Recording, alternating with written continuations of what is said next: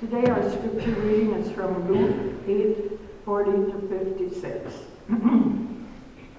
Now when Jesus returned, the crowd welcomed him, for they were all waiting for him. Just then there came a man named Jairus, the leader of the synagogue. He fell at Jesus' feet and begged him to come to his house, for he had an only daughter, about 12, who was dying. As he went, the crowds pressed in on him. Now there was a woman who had been suffering from hemorrhages for 12 years, and though she had spent all she had on physicians, no one could cure her. She came up behind him and touched the fringe of his clothes, and immediately her hemorrhage stopped. Then Jesus asked, "Who touched me?" When all denied it, Peter said, "Master, the crowd surround you and press in on you." But Jesus said, "Someone touched me, for I noticed that power had gone out from me." When the woman saw that she could not remain hidden, she came trembling and falling down before him. She declared in the presence of all people why she had touched him and how she had been immediately healed. He said to her, "Daughter, your faith has made you well. Go in peace." While he was still speaking, someone came from the leader's house to say, "Your daughter is dead. Do not trouble the teacher any longer." When Jesus heard this, he replied, "Do not fear, only believe and she will be saved." When he came to the house, he did not allow anyone to enter with him except Peter, John, and James, and the child's father and mother. They were all weeping and wailing for her. But he said, "Do not weep, for she is not dead, but sleeping." And they laughed at him, knowing that she was dead. But he took her by the hand and called out, "Child, get up." Her spirit returned, and she got up at once. Then he directed them to give her something to eat. Her parents were astounded, but he ordered them to tell no one what had happened. Here ends the lesson. So for the past couple of weeks, we have been talking about living into Jesus' command to love our neighbors as ourselves. And we heard that in the story of the Good Samaritan, Jesus gave this command not just once, but twice, making it something that we need to pay attention to. The primary way that we have of becoming the people that God created us to be is to love our neighbors as ourselves. There are no shortcuts. You know, I love some of those black billboards that you sometimes see that have those messages from God printed in white. Have you ever seen those?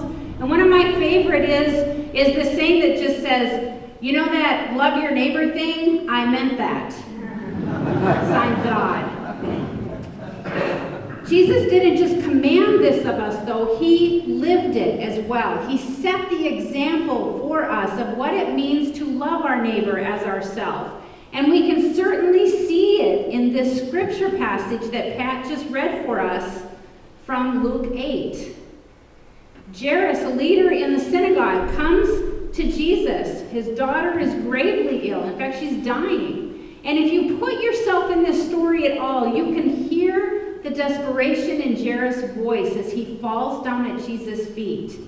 And he says, "Please, please come. Please help me." He is looking for any help. And who among us wouldn't do the same thing?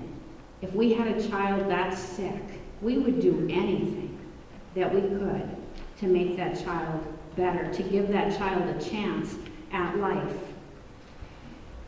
And I can also imagine all of these people surrounding Jesus. You know, the curiosity that they feel, what will Jesus do? The anticipation of maybe seeing Jesus work one of these signs and wonders that they've heard about. They probably aren't sure exactly what is going to happen, but they certainly don't want to miss whatever it will be. And so they all follow along as this mass of people starts moving toward this home where this little girl lays sick. And into this mass of people, a woman finds her way through the people to Jesus' back. And she too is desperate for reasons of her own.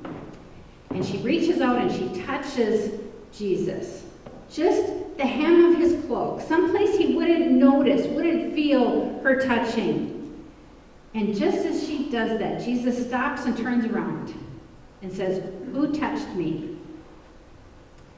Now, of course, the crowd probably bumps into each other, you know, when Jesus stops quickly, and they all stop, and everybody's wondering, what's going on? You can hear the whispering going out through the crowd. Jesus stopped. What's he doing? Why are we stopping? We need to get going. This is a desperate situation. There's no time for fooling around here or talking, but Jesus refuses to budge. He won't leave until he finds out who came to him for help. And so he continues to ask, "Who touched me?" And Peter, you know Peter. Peter gets a little agitated and he says, "Come on, Jesus. You're surrounded by people. How could we possibly know which one touched you?" But Jesus continues to ask. So what's happening here? No one can deny that where Jesus is going is critically important. This is a really important mission.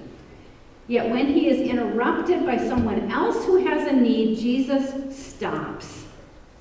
He allows the interruption to take place.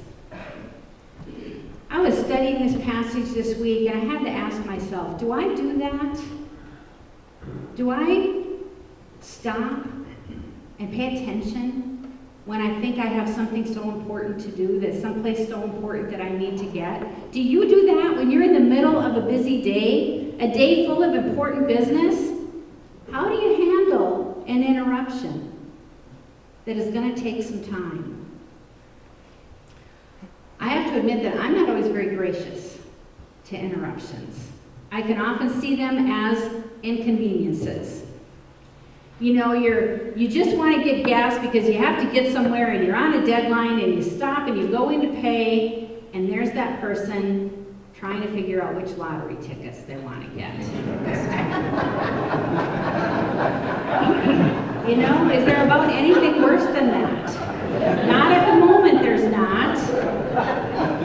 Or you just have to run in and get this one thing quick from the store and they've only got 2 lanes open and there's a line at each one of them.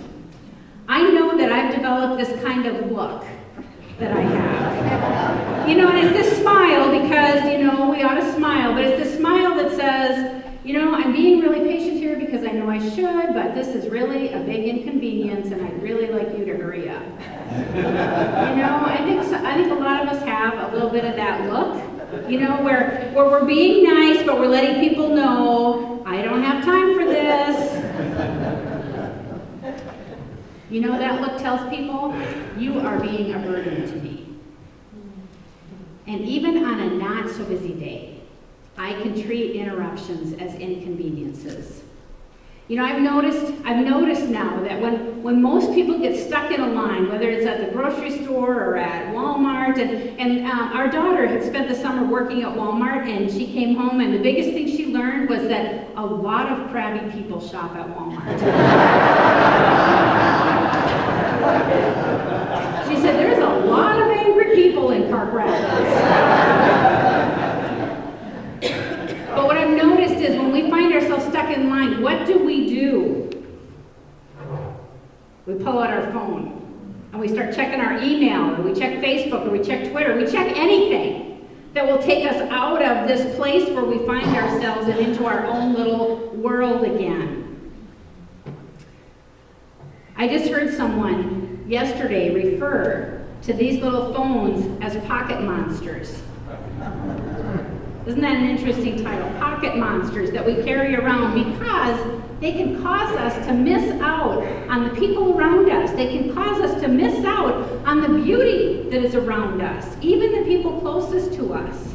You know, I know that I am not a patient person, but it drives me crazy when I see mothers and fathers of little children in the store, and those kids are doing everything they can possibly do to get their parents' attention, and their parents are too busy talking on their phone or looking through something on their phone to not pay any attention. That is where we're at as a society right now. We live in our own little worlds, and we hate being interrupted, and we hate being inconvenienced by someone else taking up our time.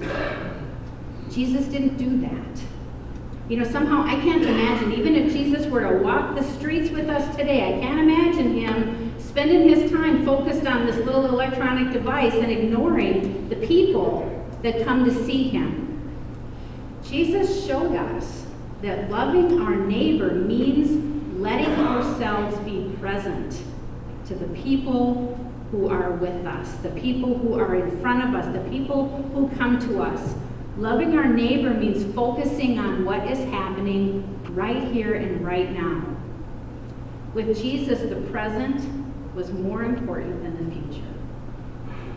What was happening right now was more important than where he was going, or what he was planning on doing, or what was going to happen in the next hour or the next week. How many of us can say we live that way? Over and over again in the Gospels, we see that Jesus was approachable. Lepers threw themselves at his feet, asking for his attention. The man with the withered hand came and interrupted him in the synagogue. People who needed help, people who needed encouragement or were hungry for a word of hope or a word of comfort, all knew that they could come to Jesus, and he would welcome them, and he would pay attention to them. That is how we love our neighbor. So I was thinking about that this morning, and I'll tell you, we've been pretty busy here at the church this past week. And I was struck by the fact that I will never be as busy as Jesus was. And there is no place I need to go, and no mission that I am on that will ever be even close to as important as the mission that Jesus was on this day. Nothing I to do will ever be more important than raising a child from the dead. I know that. So if Jesus had time to stop in the middle of that mission, I really have no excuse to treat the people in my way as inconveniences or as burdens. What a simple yet profound gift we give to others when we allow ourselves to be approachable. I've been thinking about what's coming up this week. We're hosting 200 people who are coming to our church for renewal, to be inspired, perhaps, to try something new in their church, or to have their spirits lifted and encouraged as they do the hard work of leading the church in their settings. And you know, being the church these days is hard work. We're not so popular anymore. It's hard work, and sometimes it's discouraging work to be the church in this day and age. And I know that we have 1,000 details that we have to pay attention to, and we're going to have places we need to get to, and we're going to have things, important things that we need to do. But will we be approachable during that 2-day institute? Will we have time to smile at people and mean it? Not that smile that says, you know what, I'm being nice because I have to, but I need to go somewhere. I mean a genuine smile. Will we have time to help somebody patiently with whatever it is they might need help with? Will we have time to talk with people who just want to talk with us? Who just want to tell a little bit of their story and what they're facing and what they're going through in their town? That, I truly believe, will make the difference in making this be what we hope it will be.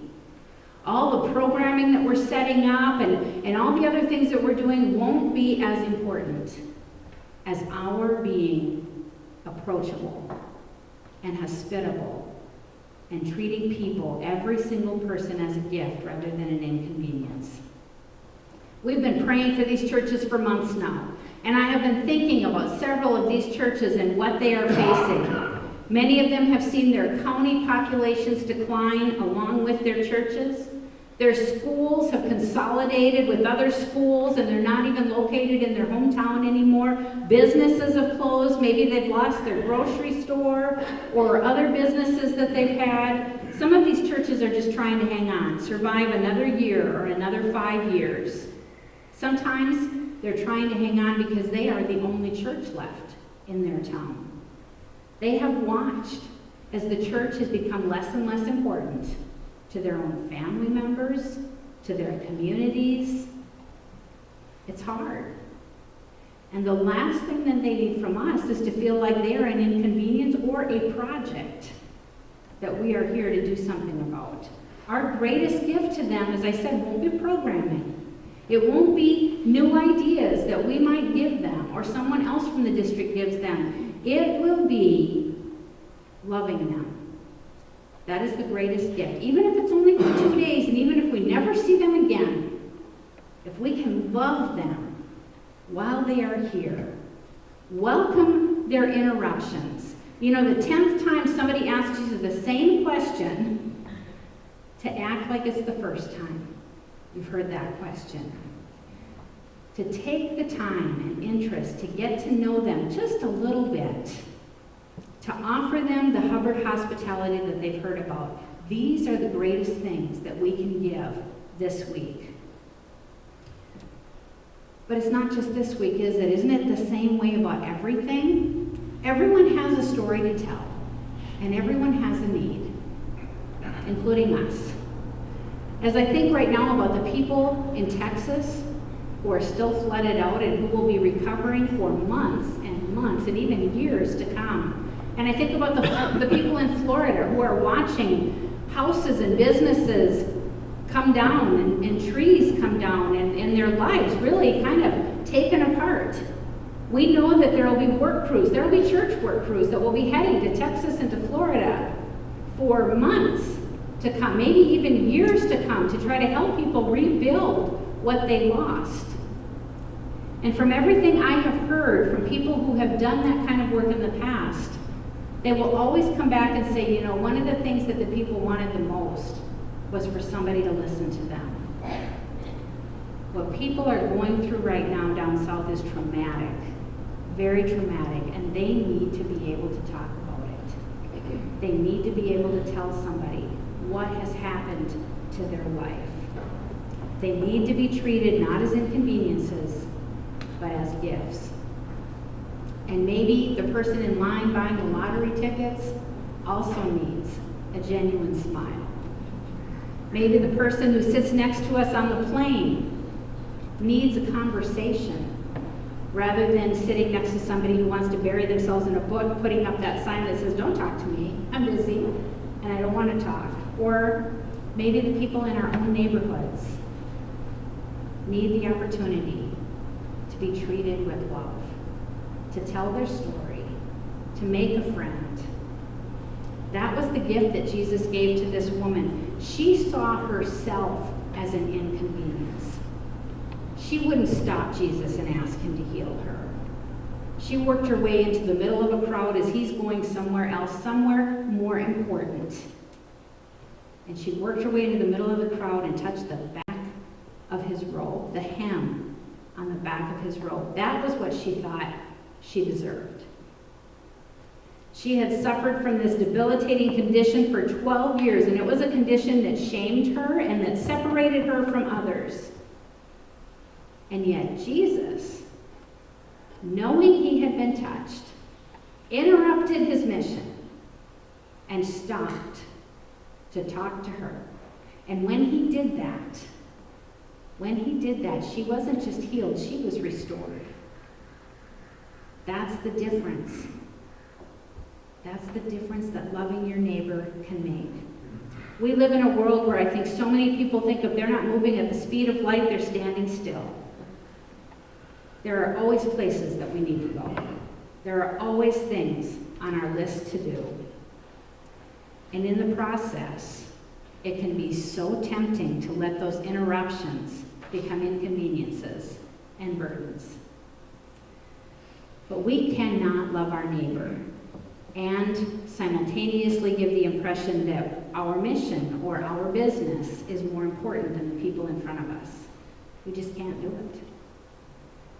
And if we don't take the opportunities that God gives us to love our neighbors, we will never become the people God created us to be. And we will miss out on the life that God holds out for us. I don't want to do that, even if it means that I have to allow myself to be inconvenienced, even if it means I need to become more patient, even if it means that I need to work on my smile. I don't want to miss out on the life that God holds before me, and I don't think you do either. Let us pray.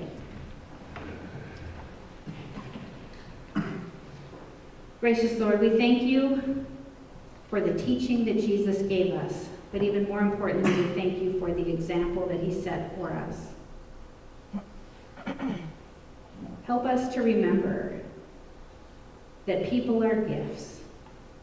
Whether they come before us at the most opportune times or not, they are gifts. They are gifts that you set before us. And help us to treat them as gifts. Help us learn every day a little more about what it means to love our neighbor as ourselves, even as we love you with our hearts, our minds, our souls, and our strength. As Jesus taught us, so we pray. Our Father, who art in heaven, hallowed be thy name. Thy kingdom come, thy will be done,